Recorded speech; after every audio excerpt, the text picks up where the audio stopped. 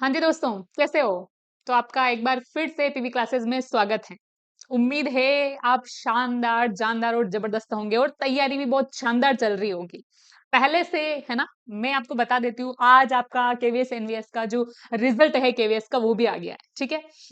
KVS का result आने से पहले जिन जिन दोस्तों को पता था कि भाई अपने तो नैया पार हो गई है ना? तो वो टियर 2 के लिए कब से तैयारी कर रहे थे, ठीक है?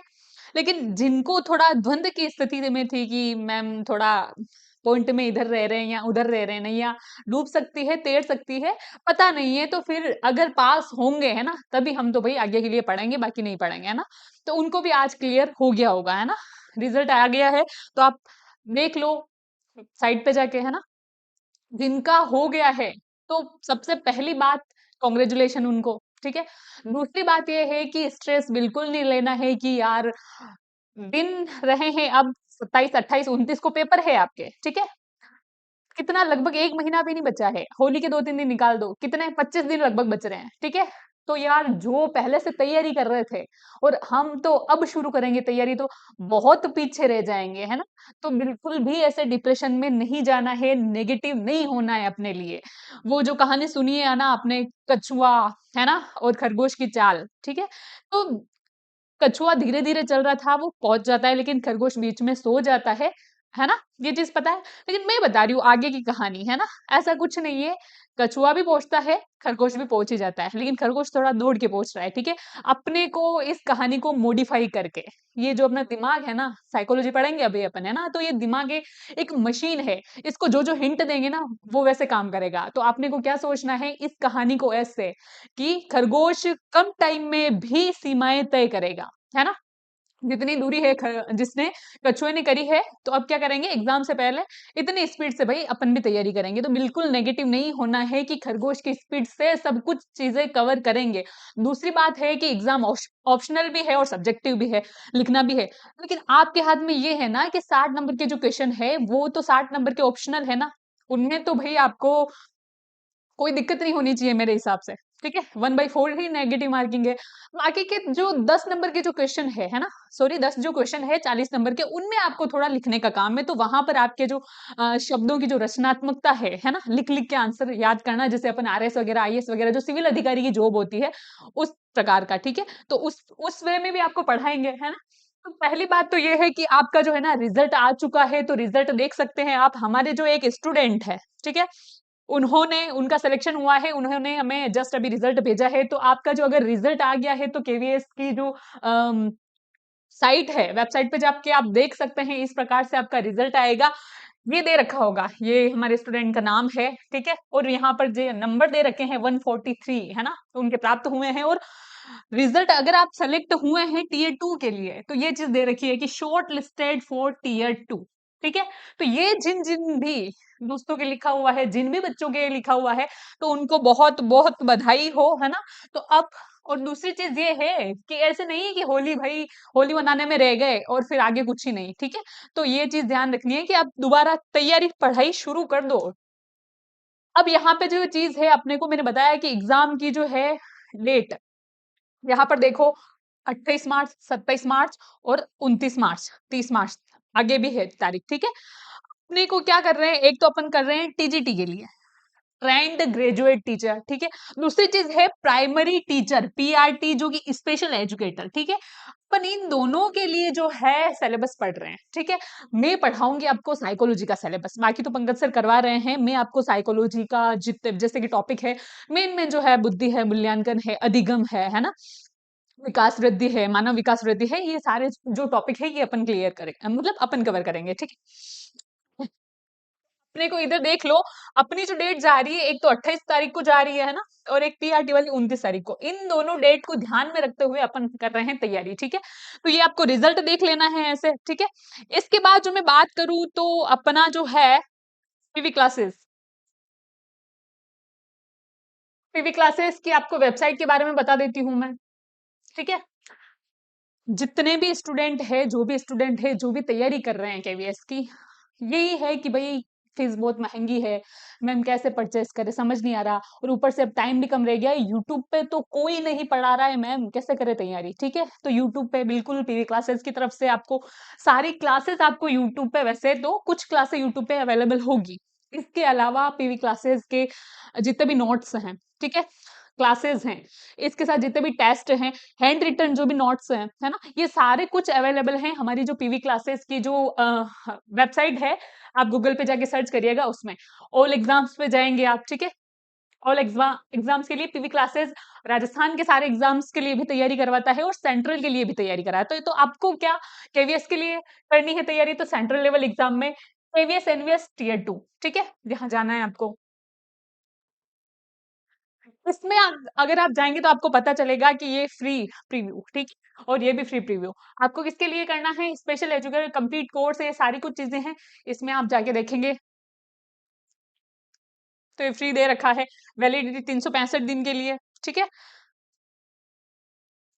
ये सारे जो जो भी चीजें, जैसे स्टडी मटेरियल क्या है, पीडीएफ के रूप में है ना, हैंड रिटन नोट्स है, अगर टेस्ट सीरीज से रिलेटेड कोई बात है, नोट्स है अगर, है ना, सारी कुछ चीजें यहाँ पे आपको अवेलेबल है। ठीक है, कोर्स कंटेंट है 2 सब्जेक्ट। ठीक है, ये करा रहे हैं पंकज सर। जैसे कि मैं आपका मोटा मोटा ये जो है क्लियर कर दूं, जो आईडी वाले जो भी टॉपिक्स है या फिर सिलेबस है, वो पंकज सर कवर करेंगे। मैं आपके पीआई वीआई वगैरह एचआई वगैरह ये करूंगी। ठीक है, कवर।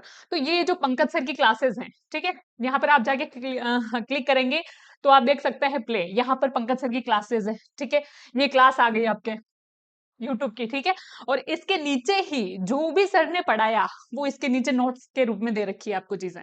ठीक है, क्या दे रखी है इसके अच्छा, टाइम लगाएगा ये। तो जो भी चीजें पढ़ाई पढ़ी है ना, तो वो नोट्स के रूप में आपको दे रखी है। तो यदि आपको लगता है, देखो हमारी तरफ से अपने पास पहली चीजें की टाइम बहुत कम है, 60 नंबर के क्वेश्चन जो है ऑप्शनल है। ठीक है, और 40 नंबर की क्या है, रिटर्न है। होता ऐसा है कि ऑप्शनल में सबका आंसर सेम जाएगा, बिल्कुल भी इधर उधर नहीं हो सकता। ठीक है, लेकिन क्या रिटर्न में जो एग्जाम है, जो 40 नंबर के जो क्वेश्चन है, 10 क्वेश्चन, उनमें सबके आंसर सेम होंगे? बिल्कुल नहीं, बहुत अलग अलग आंसर लिखेंगे, है ना। वो होता है आपकी दिमाग की रचनात्मकता, है ना। इंसान सामने वाला देखता है एग्जामिनर कि भाई इसके दिमाग की रचनात्मकता कितनी है, वो ये देखना चाह रहा है। ठीक है, तो इसलिए वो सारी कुछ चीजें इसलिए वो देख रहा है ना, तो वो अपनी चेक कर रहा है कि कितना इसमें दिमाग है, क्योंकि अपना जितना दिमाग का लेवल है, उतनी अपने दिमाग की रचनात्मकता होगी, जितनी रचनात्मकता है, वैसे ही अपने शब्द निखर के आएंगे। ठीक है, तो इसलिए अपन जो आंसर लिख रहे हैं ना, तो वो अपने दिमाग का स्तर चेक किया जाता है कि किस प्रकार का इसका दिमाग है। ठीक है, तो उन क्वेश्चन में उनके लिए आपके जो नोट्स हैं वो डीपली थोड़े से, है ना, विस्तृत रूप में दे रखे हैं। आप चाहें तो उनको और ढंग से डीपली पढ़ सकते हैं, क्योंकि जो आपके रिटर्न आंसर है ना, उनमें ये हेल्पफुल होंगे। ठीक है, बाकी तो ऑप्शनल में कोई दिक्कत है ही नहीं। जैसे कि अब नीचे हैं HIVI वाले बाई उमा धाकर, ये मेरी क्लास है। ठीक है, तो इसमें अभी तो मैंने क्लास, मेरी फर्स्ट क्लास ही आज हो रही है। ठीक है, इसलिए मेरी अभी डली नहीं है। बाकी इसके अलावा तो जैसे पंकज सर की क्लासेस हैं, ऊपर सारी कुछ दे दी है। पंकज सर की 2 क्लासें हो गई हैं, इसमें आ जाएगी। ठीक है, सारी कुछ चीजें।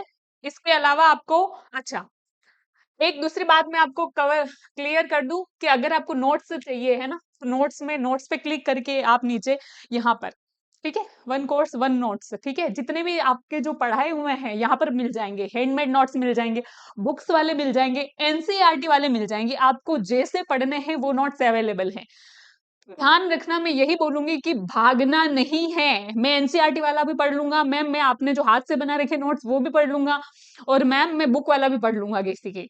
तीनों चीजें कवर नहीं होगी। दिन आपके पास मात्र 5 5 5 5 5 25 दिन है आपके पास। ठीक है, कुछ मतलब प्रोडक्टिव करना है 25 दिनों में। एक ही चीज पढ़ी जाएगी, मैं बोल रही हूँ, या तो एनसीईआरटी पढ़ लो, या हैंडमेड नोट्स पढ़ लो हमारे, या फिर कोई बुक पढ़ लो। ठीक है, मेटर सब में सेम है बच्चा, मेरी बात सुनो। सारे जिसने हैंडमेड नोट्स बनाए हैं उसने भी बुक से पढ़ के लिखा है, जो बुक में है ऑलरेडी वो इनके लिखे हुए हैं, है ना। एनसीईआरटी वालों के वो भी ऑलरेडी लिखे हुए हैं। तो ऐसा कुछ नहीं है कि भाई जो नोट्स बनाने वालों ने कहीं से अपने मन से कुछ चीजें करके लिख ली, भाई कि कोई सिद्धांत मान लो कि जीन पियाजे ने दिया है कि बाल्यावस्था में बहुत शोध किया है, तो ऐसा थोड़ी कि शोध जो हैंडमेड जो नोट्स बना रहा है, मान लो कि मैंने बनाया है, तो मैं ऐसे थोड़ी लिखूंगी कि वो स्टेनले होल ने बनाए हैं। जो चीजें हैं वो वही रहेगी भाई, है ना।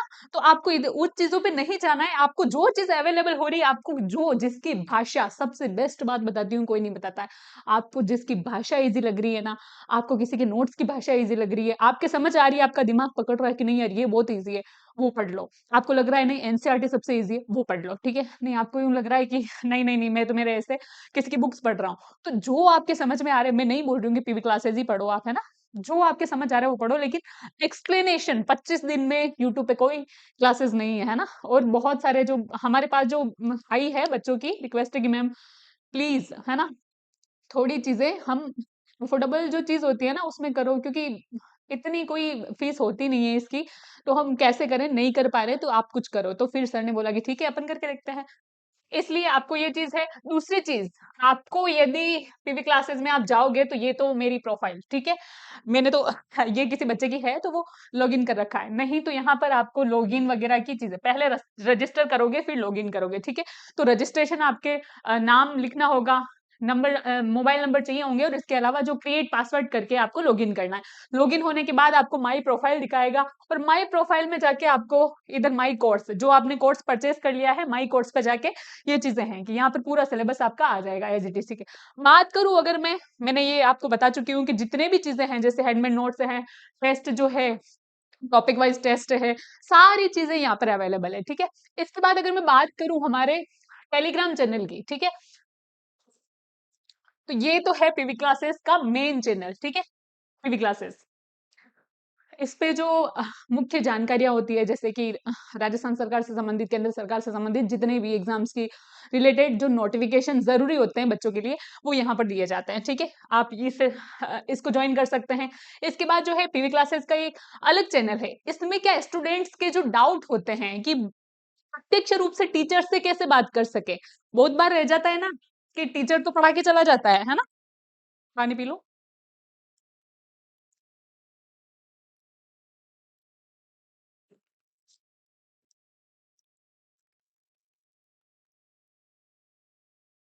कई बार क्या होता है कि टीचर तो पढ़ा के चला जाता है, लाइव भी होता है इवन यार, टीचर पढ़ा रहा है तो सारी चीज तो वो देख नहीं पाएगा, है ना, क्योंकि टीचर वो भी एक इंसान है, कोई कंप्यूटर नहीं है। बहुत सारे जो क्वेश्चन है वो छूट जाते हैं बच्चों के, और बच्चों के वो क्वेश्चन डाउट ही रह जाते हैं, माइंड में चलते रहते हैं कि मैम ये चीजें क्लियर नहीं हो रही है, पहले ये क्वेश्चन तो हम आगे कैसे पढ़े, है ना, आगे कैसे बढ़े, माइंड में वो चीजें क्लिक होती है, बार बार हिट होती है। इसलिए ये चैनल इसके लिए है कि आपका जिस भी चीज से रिलेटेड कोई भी डाउट हो, है ना, तो ये एक जो चैनल है पीवी क्लासेस का, इस पे आप जाके टाइप कर सकते हो। आपकी कोई मान लो कि कहीं पे कुछ फोटो वगैरह वीडियो कुछ भी शेयर करना है कि नहीं, इसमें हमको डाउट लग रहा है, इस जगह पे ये चीज हो रही है, तो ये चीज कर सकते हो आप, ठीक है। इसके अलावा जो अभी स्पेशल एजुकेशन टीचर्स से रिलेटेड जो टेलीग्राम चैनल हमारा बनाया गया है, वो ये बनाया गया है, ठीक है, स्पेशल एजुकेशन टीचर, तो ये आप ज्वाइन कर सकते हैं, ठीक है, हमारे साथ जुड़ सकते हैं। इसमें जितनी भी जो जरूरी जानकारी है आपको यहाँ पर शेयर की जा रही है, जैसे कि टॉपिक हो गए हैं, कौन कौन सी क्लासेस हो गई हैं, यदि आप पीवी क्लासेस परचेस करते हो कोर्स, तो उसकी भी जानकारी सारी कुछ यहाँ देगी आपके, जैसे कि नोट्स हो गए, पीडीएफ, यहाँ पे ये चीजें हो गई है, ठीक है, यहाँ पे शेयर हो रही है, ठीक है। तो ये चीजें हैं हमारे। अच्छा, एक और मैं आपको बता दूं, तो हमारे जो पीवी क्लासेस जो कोर्स है ओनली 199 में, ठीक है, आप परचेस कर सकते हैं। वैसे तो कई क्लासेस है यूट्यूब पे, फ्री रहेगी, फ्री मटेरियल है ना, आप देख सकते हैं, लॉगिन करके रजिस्टर करके आप जा सकते हैं। लेकिन जिसके टेस्ट आपको अगर पर टॉपिक के हिसाब से टेस्ट कवर करने हैं, है ना, और आपको उसके नोट्स भी चाहिए, जैसे कि एनसीईआरटी मैंने बोला हैंडमेड नोट्स है, या फिर कोई बुक्स के नोट्स है, जो भी आप हमने जो पढ़ाया है आपको, है ना, उसकी भी वापस पीडीएफ है, वो आपको चीजें यहाँ पर मिलेगी, तो उसके लिए आपको पहले परचेस करना पड़ेगा 199 में, ठीक है। इसके अलावा जो चीजें हैं, अच्छा मैं आपको सिलेबस अब बता देती हूँ। याद रखिए एग्जाम डेट आ चुकी है अपने को, टारगेट 28-29 मार्च, 2 दिन लेके चलना है, मतलब कि 25 दिन आपके पास है मोटे मोटे, ठीक है, ये चीज ध्यान रखनी है। अच्छा, अब जो है मैं आपको सिलेबस पहले बता देती हूँ, ठीक है। ये है पंकज सर, वैसे तो पंकज सर आपको सारी कुछ चीजें मतलब कवर कर चुके हैं, लेकिन फिर भी मैं आपको बता देती हूँ, ठीक है। अच्छा, ये है हमारे पीवी क्लासेस के सोशल मीडिया हैंडल्स, ठीक है। आप इंस्टाग्राम पीवी क्लासेस पे को ज्वाइन कर सकते हैं, फेसबुक पेज है और टेलीग्राम चैनल जो कि मैंने आपको अभी बता दिया है, और ये है हमारी जीमेल आईडी, ठीक है। इसके अलावा जो है प्रत्येक पद के लिए अलग अलग टीयर 2 परीक्षा होगी, ठीक है। अभी जो जो रिजल्ट आया है टीयर फर्स्ट का, अभी जो ये जो क्लासे हो रही है ये है टीयर 2 के लिए, ठीक है। तो द्विभाषी माध्यम है, हिंदी है, अंग्रेजी है, ये चीज है, ठीक है। इसके बाद जो अगली चीज है वो है कि जो पेपर होगा वो 2.5 घंटे का होगा। कितने का होगा? 2.5 घंटे का, मतलब कि आपके पास अगर मिनट की बात करें तो कितने हैं? 60, 60, 60 और 30, ठीक है। कितने मिनट है आपके पास? 150 मिनट, ठीक है। तो इन मिनट में आपको ये पेपर अच्छे से कवर करना है। अलग से कोई समय नहीं दिया जाएगा कि मैडम हमारा तो पेपर छूट गया, थोड़ा एक्स्ट्रा टाइम दे दो, तो बिल्कुल नहीं दिया जाएगा, ठीक है। तो टाइम को ध्यान में रखते हुए आपको जल्दी से जल्दी क्या करना है? पेपर करना है। जल्दी से जल्दी ये नहीं कि भाई कुछ भी लगा लिया, बिल्कुल कंसंट्रेशन के साथ माइंड उधर ही रखो, बिल्कुल चाय कॉफी वगैरह पी के जाओ जो भी आपको सूटेबल हो, और आराम से 100% कंसंट्रेशन के साथ आपको, ठीक है, इसके रिप्लाई करने हैं। वस्तुनिष्ठ मैं आपको पहले भी बता चुकी हूँ, दोबारा बता देती हूँ, ठीक है। 60 क्वेश्चन जो होंगे वो एक एक नंबर के है ना, मतलब कि 60 अंक के हैं। इसके अलावा जो है 10 क्वेश्चन है ना, ये होंगे ऑब्जेक्टिव, और 10 क्वेश्चन होंगे सब्जेक्टिव, जिसमें मैंने आपको बोला है कि ऑब्जेक्टिव में हमेशा सबके आंसर सेम आते हैं, लेकिन सब्जेक्टिव एग्जामिनर आपके हमेशा माइंड की जो कैपेसिटी है, रचनात्मकता है, वो चेक करने के लिए एग्जाम लिया जाता है। 10 क्वेश्चन है 40 नंबर के, ठीक है। इसमें सब बच्चों के आंसर अलग अलग होंगे, कौन कितना बेस्ट आंसर दे रहा है उसके हिसाब से नंबर दिए जाएंगे, ठीक है। तो इस हिसाब से होंगे। तो अब कुल अंक है 100, है ना, और कुल प्रश्न कितने हैं? 70 प्रश्न, ठीक है। इसके अलावा जो है 1/4 मतलब 0.25, अगर नेगेटिव मार्किंग हुई तो ये नंबर आपके माइनस होंगे, ठीक है। तो इसलिए क्या मेन में ये क्या कहना चाह रही हूँ कि नेगेटिव मार्किंग बिल्कुल नहीं होने देनी है ना। ध्यान रखना है, अगर जो क्वेश्चन नहीं आ रहा देखते हो एक बार देखो सरसरी नजर से, है ना। जो देखते ही क्वेश्चन टिक हो रहा है उसको सीधा टिक करते जाओ, लेकिन पहली बार में या 2 बार पढ़ने के बाद एक क्वेश्चन को बिल्कुल 2 बार पढ़ो आप। दूसरी बार पढ़ने के बाद भी आपको ऐसे रह रहा है द्वंद्व की स्थिति की 50% हाँ 50% ना, मतलब ये होगा या ये होगा, ऐसी स्थिति अगर रह रही है तो उसको टिक करके आगे बढ़ जाओ। उस क्वेश्चन पे टाइम नहीं वेस्ट करना है आपको। पहली बार में जो आपको टिक हो रहे हैं कि भाई ये क्वेश्चन मेरे को तो आता ही आता है, वो आप कर लो। जो नहीं हो रहे हैं ना, जो 50-50% में है आपका, उस पे गोले बनाते जाओ। बिल्कुल ही जो दिमाग से बाहर है कि भाई ये तो हो गई नहीं, तो उस पे पहले ही क्रॉस लगा लो, बाद में रीचेक, है ना। क्रॉस लगा लो, माइनस लगा लो, प्लस लगा लो, कुछ भी, कि दोबारा आपको कि इनको रीचेक करना है, दोबारा इस पे ध्यान देना है, ठीक है। तो ऐसे करते हुए टाइम भी नहीं गंवाना है, और दूसरी बार आप देख लो कि भाई इससे हो सकता है तो वो करो। दूसरी बार भी बहुत ध्यान से करना है, नेगेटिव जिसे नहीं हो नहीं। बहुत बार ऐसा होता है कि अपन क्या करते हैं, नेगेटिव ज्यादा कर जाते हैं, तो वो फिर ले डूबता है। पॉजिटिव भी अच्छे किए अपन ने, लेकिन नेगेटिव भी ज्यादा कर लिए, तो वो क्या हो गए, बराबर हो गई इधर चीजें, ठीक है। तो इसलिए बहुत बार सिलेक्शन रहते रहते मतलब होते होते रह जाता है, ठीक है। तो इसलिए पहले आपको ध्यान रखनी है कि क्या करना है, नेगेटिव मार्किंग करने से बचना है। दूसरी बात यह है कि ऐसा नहीं है कि ओएमआर या फिर आपने जो कुछ लिख दिया कि नहीं यार मैं तो जल्दी जल्दी में लिख लिया मैडम, अब मेरे को याद आया कि इसका आंसर तो ये था, तो मैं तो वापस लिखूंगा, तो ये पुनर्मूल्यांकन नहीं होगा, ठीक है। आपने जो पहली ही बार में जो चीजें कर दी, पेन कॉपी वगैरह दी जाएगी आपको, इसीलिए पहली बार ही पूरे कंसंट्रेशन के साथ क्वेश्चन क्या कह रहा है, एक बार में नहीं समझ आ रहा है दूसरी बार पढ़ो, दूसरी बार नहीं आ रहा है तीसरी बार पढ़ लो, तीसरी बार से ज्यादा नहीं समझ में आ रहा है तो उस क्वेश्चन को छोड़ दो कि भाई अगली बार देखेंगे, है ना। भाई अभी तो नहीं समझ आ रहा है तो अगली बार शायद उस टाइम दिमाग काम कर जाए। बहुत बार ऐसा होता है कि अपन क्या सोच रहे होते हैं, थोड़ा हाइपर टेंशन में हो जाते हैं कि ये भी आ रहा है, ये भी आ रहा है, ये भी आ रहा है, तो जो क्वेश्चन आ रहा होता है वो भी बहुत बार यहाँ से ब्लिंक हो जाता है ना, ब्लैंक हो जाता है। तो इसलिए अपने को उस टाइम छोड़ देना है, क्वेश्चन के साथ जबरदस्ती नहीं करनी है, ज्यादती नहीं करनी है कि पहले ये करूंगा ना जब भी अगले पे जाऊंगा, ऐसा नहीं करना है, ठीक है। एज इट इज, प्रेशर बिल्कुल नहीं लेना है। पहली बात तो ये है कि हकीकत बात यही है, प्रेशर से कोई एग्जाम पास नहीं होता है, ठीक है। प्रेशर लोगे जो आ रहा है वो भी भूल जाओगे, है ना। और इवन गोले बढ़ने में भी हाथ यूं यूं करके गोले को भी आप मतलब खराब कर दोगे, ठीक है। तो इसलिए आपको ये चीज ध्यान रखनी है, प्रेशर नहीं लेना है, बिल्कुल फ्री माइंड होके पेपर देना है कि होगा तो भी ठीक, अपन ने मेहनत करी है, नहीं होगा अगली बार देखा जाएगा, जिंदगी नहीं खत्म हो रही है। पीवी क्लासेस भी यही है, अगली बार भी आपकी सेवा में उपलब्ध है, कोई दिक्कत नहीं है, है ना। इसके बाद जो चीज है वो ये है कि अगर त्रुटि नहीं करनी है, अगर एक बार चीज हो रही है तो दोबारा जांचा नहीं जाएगा इसको, ठीक है। तो ये चीज ध्यान रखनी है आपको। मैं सारी कुछ चीजें आपको कवर कर चुकी हूँ, दोबारा जल्दी जल्दी कर लेती हूँ, इसके बाद अपन सिलेबस पे चल रहे हैं। अच्छा, इंटरव्यू के लिए जो ये कहना चाह रहे हैं, मान लो कि 1:3, यदि 1,000 पद है आपके, ठीक है, तो 3,000 का सिलेक्शन होगा, ठीक है। अगर 1,000 पद हैं तो 3,000 का सिलेक्शन होगा। तो आप चाहते हैं कि हम भी इन 3,000 में जाएं और बाद में 1,000 में भी आए, तो उसके लिए क्या करना पड़ेगा, ढंग से टीयर 2 की तैयारी करनी पड़ेगी, क्योंकि टीयर 2 के 85% मार्क्स जुड़ेंगे। ध्यान देना, 85%, ठीक है। और इंटरव्यू जो है उसके 15% मार्क्स। तो आपको टीयर 2 ढंग से तैयारी होगी ना, जब भी जाके इंटरव्यू पे जाओगे, उन 3,000 में पहुंचोगे और 3,000 के बाद फिर 1,000 में पहुंचोगे, ठीक है। तो इसलिए पहले इस पे ध्यान देना है आपको, ठीक है, ये चीज ध्यान रखनी है। इसके बाद है, अच्छा, ये जो है ये मेरा सिलेबस है, बाकी सारे तो है, आईटी वाले जितने भी टॉपिक है और बाकी जितने भी सिलेबस के टॉपिक है वो पंकज सर करवा रहे हैं, पंकज सर की क्लासेस चल रही है, आप कंटिन्यू उनको देखें, है ना। और मैं आपको पीवी क्लासेस के वेबसाइट के बारे में बता चुकी हूँ कि वहां पे ये क्लासें हैं, नोट्स वगैरह सारी कुछ चीजें अवेलेबल है, ठीक है। मैं जो आपको पढ़ाऊंगी, मैं आपको बता रही हूँ कि एक अपना ये साइकोलॉजी का पोर्शन है, मानव विकास एवं वृद्धि, ठीक है, ये मैं पढ़ाऊंगी आपको। और दूसरा जो टॉपिक है वो अपन पढ़ेंगे, ये अधिगम शिक्षा एवं मूल्यांकन, ठीक है। तो ये दोनों टॉपिक अपन कवर करेंगे। मानव विकास एवं वृद्धि, इसमें क्या पढ़ने वाले हैं अपन, मानव मतलब कि इंसान, विकास और वृद्धि।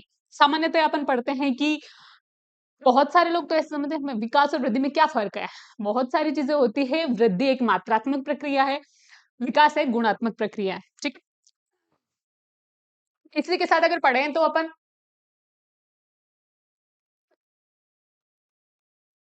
वृद्धि जो है एक निश्चित अवधि तक चलती है ना। निश्चित अवधि, जैसे मान लो कि परिपक्वता की जो अवधि होती है, मैच्योरिटी, मान लो कि लगता है कि अभी पूर्णतया जो है मैच्योर हो गया है इंसान, तो फिर धीरे धीरे वृद्धि रुक जाती है।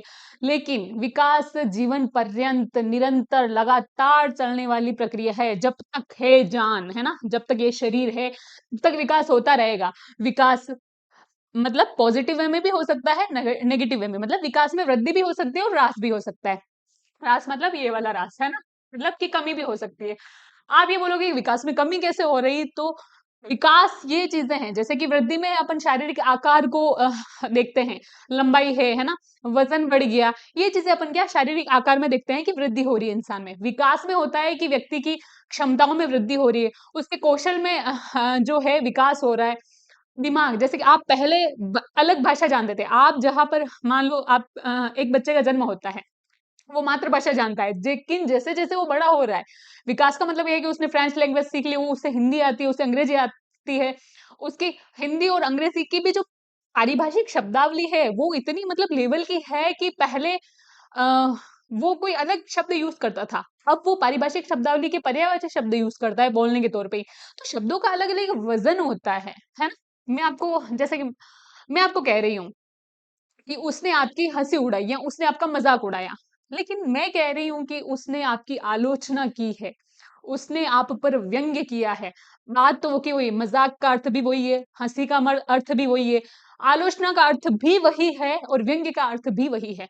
लेकिन आलोचना और व्यंग्य जो शब्द है ना, इनमें थोड़ा वजन है शब्दों में, कि सामने वाले को कोई ढंग की चीज पता है, व्यंग्य जैसे शब्द, आलोचना जैसे शब्द ये यूज कर रहा है ना, तो इन चीजों से फर्क पड़ रहा है, ठीक है। तो मानव विकास एवं वृद्धि, जैसे कि वृद्धि मात्रात्मक होती है और विकास क्या होता है, गुणात्मक और मात्रात्मक भी हो सकता है। इसके अलावा जो है वृद्धि एक निश्चित टाइम पीरियड तक चलती है, विकास जीवन पर्यंत चलता रहता है। वृद्धि जो है अपन मान सकते हैं कि विकास का ही एक हिस्सा है, लेकिन विकास अपने आप में एक व्यापक प्रक्रिया है। ये चीजें अपन समझेंगे, है ना, इन चीजों में। इसके बाद है मानव विकास के दृष्टिकोण। दृष्टिकोण मतलब कि अलग अलग प्रकार से, किस प्रकार से अलग अलग मनोवैज्ञानिकों ने, है ना, अलग अलग जो है सिद्धांत दिए हैं, अलग अलग दृष्टिकोण बताए हैं कि मानव का जो विकास होता है, विकास मान लो कि यहाँ पर मैं पढ़ रही हूँ मानव विकास के दृष्टिकोण, तो इसमें अपन वृद्धि भी इंक्लूड करते हुए पढ़ेंगे, है ना। मैंने शुरू में बता दिया आपको कि वृद्धि विकास का ही एक हिस्सा है, ठीक है। तो इसलिए अपन वृद्धि और विकास को दोनों ही क्या है समझते हुए पढ़ेंगे। एक और चीज याद रखें कि मैं ये बात बोल रही हूँ, ध्यान रखना, वृद्धि और विकास एक दूसरे के पर्यायवाची नहीं है। मैं यहाँ पे बोल रही हूँ कि अपन इसमें लिखा हुआ तो विकास है लेकिन वृद्धि भी पढ़ेंगे, तो यह क्या है, एक दूसरे के पर्यायवाची है, तो ये पर्याय नहीं है, एक दूसरे के पूरक हैं। पूरक मतलब कि आप मैथ्स में पढ़ते हो जैसे कि पूरक होता है 90 डिग्री के कोण, है ना, एक दूसरे के दोनों का अगर योग होता है 90 डिग्री हो जाए तो, और दोनों का योग यदि दो कोणों का योग यदि 180 डिग्री हो जाए तो वो एक दूसरे के संपूरक कोण होते हैं, ठीक है। तो उसी प्रकार मैं बोल रही हूँ कि यहाँ पर एक दूसरे के पूरक हैं। पूरक होने का मतलब है दोनों एक दूसरे के बिना अधूरे हैं। एक कोण का मान यदि दे लिया 45 डिग्री, दूसरे का घात कैसे करोगे? 90 में से 45 घटाओगे तो दूसरा आएगा ना, मतलब कि एक के बिना दूसरा अधूरा है, यही कहना चाह रहा है ना, ये तो वही चीज बता रही हूँ, है ना। तो वृद्धि के बिना विकास अधूरा है और विकास के बिना वृद्धि अधूरी है, ठीक है। तो ये चीज आपको ध्यान रखनी है।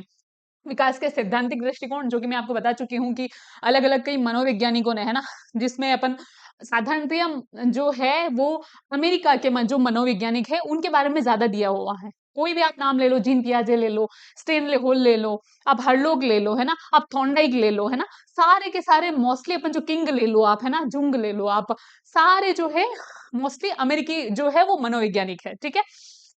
वॉटसन ले लो आप, है ना, सारी कुछ।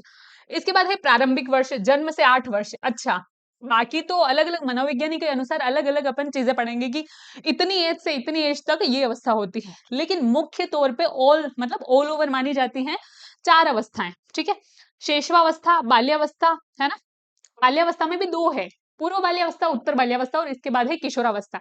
किशोरावस्था के बाद तो वही है कि युवावस्था की तरफ मतलब प्रौढ़ावस्था और फिर वृद्धावस्था आ जाती है। 0 से 2 वर्ष तक की जो आयु होती है वो शेषवावस्था मानी जाती है। 2 से 6 वर्ष की आयु बाल्यावस्था मानी जाती है, और 6 वर्ष से 12 वर्ष तक की जो आयु है उत्तर बाल्यावस्था। कुल मिला के यहाँ पर 3 वर्ष से 12 या 11 वर्ष तक की आयु ये बाल्यावस्था है। 12 वर्ष से 18 वर्ष, है ना, या फिर अलग अगर ऑल ओवर करके देखें तो कई कई बार 20-21 वर्ष भी दे रखा होता है, तो ये किस में जाती है, किशोरावस्था में जाती है, ठीक है। तो ये चीज अपन पढ़ने वाले हैं। इसके बाद है प्रारंभिक किशोरावस्था, 9 से 8 वर्ष 18 वर्ष तक। तो ये हो गई बाल्यावस्था और किशोरावस्था के बारे में, ठीक है। किशोरावस्था जिनके बारे में स्टेनले होल ने, है ना, बहुत शोध किए हैं। अपन पढ़ते हैं ना कि जैसे कि बाल्यावस्था को पर्टिकुलर बोले किसने समझाया, है ना, तो एक नाम आता है जीन पियाजे। अपन पढ़ते हैं कि मुख्यतः उन्होंने इन पे बहुत सारे शोध किए हैं। वैसे ही किशोरावस्था पे स्टेनले होल ने बहुत सारे शोध किए हैं। किशोरावस्था को तनाव और संघर्ष की अवस्था कही जाती है ना, एक एक पूरा नया इंसान जन्म लेता है, बहुत सारे संवेग पैदा होते हैं उसमें, और उसको लगता है कि एक नया इंसान पैदा हुआ, हर प्रकार से इंसान एक नया रूप धारण करता है, इसलिए, ठीक है। इसके बाद है वयस्कता में संक्रमण। इसके बाद की जो अवस्थाएं हैं वही है कि वयस्कता, वही प्रौढ़ावस्था, और किस प्रकार से क्या परिवर्तन हो रहे हैं, चेंज हो रहे हैं, ये सारी कुछ चीजें, ठीक है, आपको पढ़नी है। ये टॉपिक मैं करवाऊंगी। इसके अलावा है अपना अधिगम, ठीक है, शिक्षण विद्या भी ये पंकज सर करवाएंगे। अधिगम शिक्षण एवं मूल्यांकन, ठीक है। मानव अधिगम, अधिगम का एक ही अर्थ में अगर मैं बात करूं ना तो वो होता है सीखना, ठीक है। वैसे अपन पूरी परिभाषा ही पढ़ेंगे किस प्रकार से क्या होता है, लेकिन लर्निंग एक ही शब्द में बात करूं तो क्या होता है, सीखना। अब ये बच्चा पैदा होता है, किस प्रकार से सीखता है, क्या अनुकरण के माध्यम से सीखता है, क्या आप जो सिखा रहे हो वो सीखता है, या फिर आप डांट फटकार के माध्यम से सिखा रहे हो वो बच्चा जल्दी सीखता है, या कूटने के माध्यम से, है ना, या फिर हंसी मजाक में सिखा रहे हो, है ना, बहुत सारी जो विधियां हैं अलग अलग, है ना, अलग अलग ये जो वातावरण के नियम है वो अपन पढ़ेंगे, किस प्रकार से बच्चा क्या सीख सकता है, ठीक है। और बुद्धि, ये है IQ लेवल। यहाँ पर मैं अपन बहुत डीपली पढ़ेंगे। मैं क्या कह रही हूँ आपको, डीपली पढ़ेंगे अपन, कोई भी चीज आपकी छूटने नहीं दूंगी, ठीक है। दूसरी बात यह है कि पढ़ अपन रहे PPT से, ठीक है, PPT से ही पढ़ेंगे, माध्यम ये रहेगा अपना। पहली बात कारण है इसका क्यों रहेगा, बाकी अपन ढंग से डिटेल से मैं एक एक चीज के नोट्स बनवाती आपसे पढ़ते, है ना, लेकिन PPT इसलिए बन रहे हैं 25 दिन है अपने पास। पहली बात ही मैंने आपको यही बोली थी, 25 दिन है। ये चीज देख के घबराना नहीं है ना, क्योंकि मैंने आपको नई कहानी बताई है कछुए और खरगोश की, है ना, कि अपने माइंड को क्या हिंट देना है, खरगोश चाहे बाद में शुरू हुआ है लेकिन पहले पहुंचेगा, नहीं तो बराबर पहुंचेगा, तो इसलिए टेंशन नहीं लेना है। हकीकत तो ये है कि जो पहले से पढ़ रहे हैं, है ना, तो उनकी तैयारी अच्छी है, लेकिन अपने को क्या उनके बराबर पहुंचना है, पहुंच जाएंगे, स्मार्ट स्टडीज है, ठीक है। इसलिए PPT से पढ़ रहे हैं अपन, क्योंकि भाई 60 नंबर के तो ऑप्शनल है ना, इन पे ध्यान दो ना आप।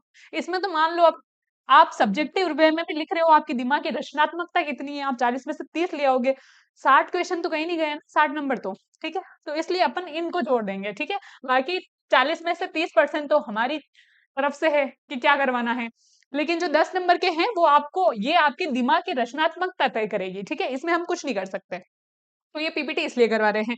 आईक्यू लेवल में अपन पढ़ेंगे कि इंसान जो होता है उसके आईक्यू लेवल कितना क्या होता है, जैसे कि शुरू में जो जिसकी सबसे आईक्यू लेवल सबसे कम होता है, जैसे कि वो हीन बुद्धि बालक कहा जाता है, फिर मंद बुद्धि बालक, फिर सीमांत मंद बुद्धि बालक, ठीक है। इसके अलावा सामान्य बुद्धि, श्रेष्ठ बालक, सर्वश्रेष्ठ बालक, अति श्रेष्ठ बालक, है ना। और फिर सबसे जो जिनकी आईक्यू लेवल 140 या इससे अधिक होती है तो वो उसे क्या कहा जाता है, प्रतिभाशाली बालक, ठीक है। तो ये अपन चीजें समझेंगे पहले, ठीक है, ये चीजें अपन समझेंगे किसका आईक्यू लेवल कितना है। इतना कोई जरूरी नहीं है समझना, लेकिन फिर भी हम समझेंगे, ठीक है। मैं बोल रही हूँ कि बहुत डीपली पढ़ाऊंगी।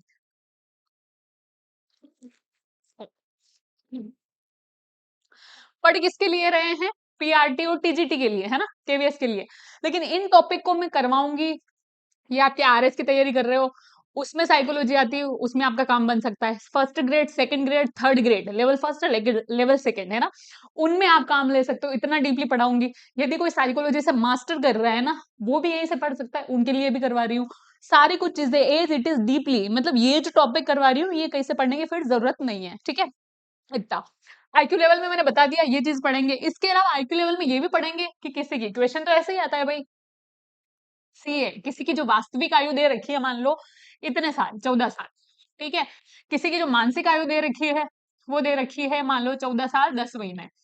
तो इसका एक सूत्र होता है, ठीक है, MA/CA, सॉरी CA/MA इंटू 100, ठीक है। तो इस सूत्र से आईक्यू लेवल निकाला जाता है, ठीक है। मान लो कि आईक्यू लेवल आपका आ गया, अपन ने निकाला है इसका 14, है ना, निकालते हैं चलो।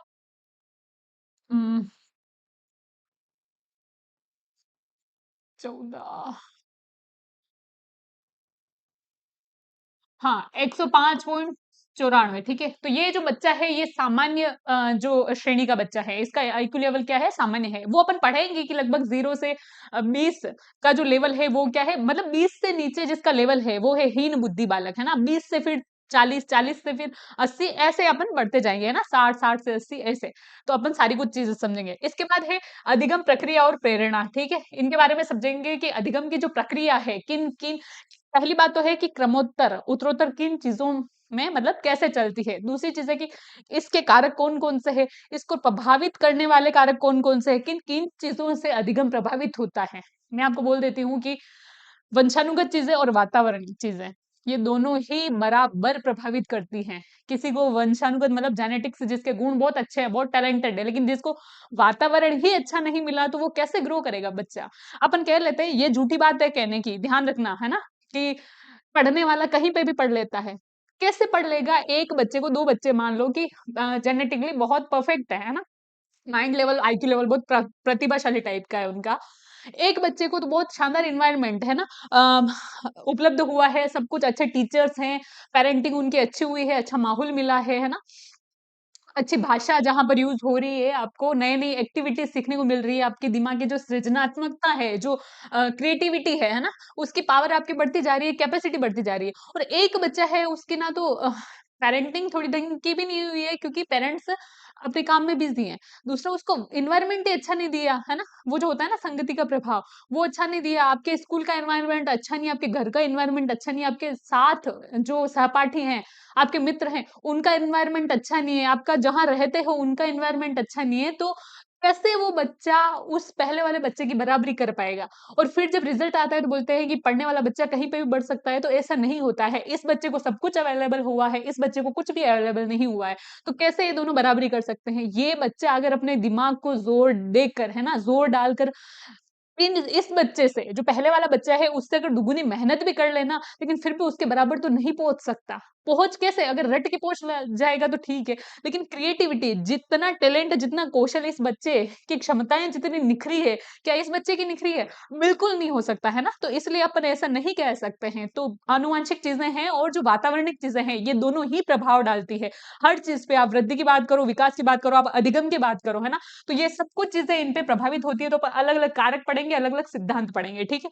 इसके बाद शिक्षण अधिगम की जो प्रक्रिया है, प्रक्रिया अपन पढ़ेंगे। मूल्यांकन, ठीक है, ये अपने आप में एक अलग टॉपिक मान लो, है ना, इसको ढंग से मैं एक्सप्लेन करूंगी, इसके अलग अलग वापस इसमें अलग अलग सब पॉइंट है ना। विद्यालय प्रणाली का अवलोकन, अवलोकन ये भी एक क्रिया प्रक्रिया है ना, अवलोकन, ठीक है। तो मूल्यांकन, अवलोकन, और इसके बाद है रणनीतियां और अभ्यास, प्रैक्टिस, ठीक है। तो ये सारी कुछ चीजें हैं, मैं जो भी आपको पढ़ाऊंगी ये अपन ने कर लिया। बाकी जितने भी आपके टॉपिक है वो पंकज सर आपको एक्सप्लेन कर चुके हैं अच्छे से, लेकिन फिर भी बता देती हूँ मैं, है ना। ये शिक्षण विधियां जो है, ये है ना, ये आपको पंकज सर पढ़ाएंगे। इसके अलावा अच्छा, शिक्षण विधियों में भी अलग है, विज्ञान शिक्षण विधियां हैं, गणित की शिक्षण विधियां हैं, इसके अलावा सामाजिक विज्ञान की शिक्षण विधियां हैं। इसके अलावा बाद में जो है पेडागोजी ऑफ टीचिंग हिंदी, अच्छा ये हिंदी की है शिक्षण विधियां। इसके अलावा अंग्रेजी की शिक्षण विधियां हैं, और इसके अलावा ये है दिव्यांगता विशेषज्ञता। शायद ये अपने टॉपिक चल रहा है, सर करवा रहे हैं, सर की क्लासेस हो चुकी है, दो तीन तीन चार क्लासेस हो चुकी है। तो आप देख सकते हो, है ना, पीवी क्लासेस वेबसाइट से देख सकते हो। मैंने आपको कोर्स की सारी कुछ बात कर ली कि उसे परचेस करना है कितने में, और 199 ओनली, है ना। सारी कुछ चीजें उसमें इंक्लूड है। और इसके बाद है पाठ्यक्रम अनुकूलन एवं मूल्यांकन, ये अपने पंकज सर बढ़ा देंगे। अच्छा, मैं अभी आपको मैंने बताया कि अनुकूलन एवं मूल्यांकन ये मेरे वाले टॉपिक में भी नाम आ रखे हैं, पता है आपको। तो आपका फायदा इतना शानदार है कि मैं भी उधर अच्छे से एक्सप्लेन करूंगी, पंकज सर आपको दोबारा एक्सप्लेन कर रहे हैं, है ना। ये पहले कर लेंगे, दोबारा तो बाद में, अपनी थोड़ी क्लासें चल रही है, पंकज सर आपको बिल्कुल अच्छे वे में करवा देंगे। तो आपके एक ही टॉपिक दो बार कवर हो रहा है, क्वेश्चन कहाँ से उठेगा, तो ये टॉपिक तो भाई आपके बिल्कुल 4x में, है ना, इतना कवर हो गया है, ठीक है, मतलब कि 4 गुना, 4 गुना, तो क्वेश्चन कहाँ से छूटेगा। तो आपका ये फायदा है यहाँ पे कि इन दोनों क्वेश्चन, इन दोनों टॉपिक से जो जितने भी क्वेश्चन बनते हैं तो वो आपसे छूटने नहीं चाहिए। हमारी कोशिश ये रहेगी बिल्कुल कोई भी क्वेश्चन छूटे नहीं, ठीक है। इसके बाद जो अगली चीज है, हस्तक्षेप एवं शिक्षण रणनीतियां, ये भी सर करवाएंगे। इसमें भी वही है, अधिगम नाम आ रहा है, ठीक है, ये टॉपिक आ रहा है। बाकी तो ठीक है, पंकज सर करवा देंगे। अच्छा, और मनोसामाजिक एवं पारिवारिक मुद्दे, ये भी आपको पंकज सर ही करवाएंगे, ठीक है। तो इसके बाद ही, ठीक है, तो बस सारी कुछ चीजें एक्सप्लेन करनी थी, मैंने आपको कर लिया। पीवी क्लासेस के सोशल मीडिया हैंडल्स है ना, कैसे कोर्स की जानकारी आपको कहाँ से परचेस करना है, क्या करनी है, क्या क्या चीज उसमें मिलेगी, सारी कुछ चीजें। रिजल्ट के बारे में आपको बता चुकी हूँ, ठीक है, हमारे कोई स्टूडेंट का आया है वो भी मैं आपको बता चुकी हूँ। तो रिजल्ट देख ले, और जिनकी तैयारी पहले से चल रही है उनको ऑल द बेस्ट हो। जिनको आज क्लियर हो गया है कि भाई अपना टीयर 2 के लिए सिलेक्शन है, तो प्लीज होली के बाद होली का एंजॉय करो, और उसके बाद कंटिन्यू पढ़ाई में लग जाओ। 25 दिन है मात्र आपके पास, है ना। 28 दिन में सोचे, लेकिन 3 दिन घर पे जा रहे हो, आ रहे हो, मान लो होली है। 25 दिन में आपको ढंग से तैयारी करनी है, 25 दिन दे दिए ना, तो आपके जीवन एक अलग दिशा में चला जाएगा, ठीक है। तो ये ध्यान रखना है आपको, और जुट जाओ अब तैयारी में। तो बस आज के लिए इतना ही, धन्यवाद।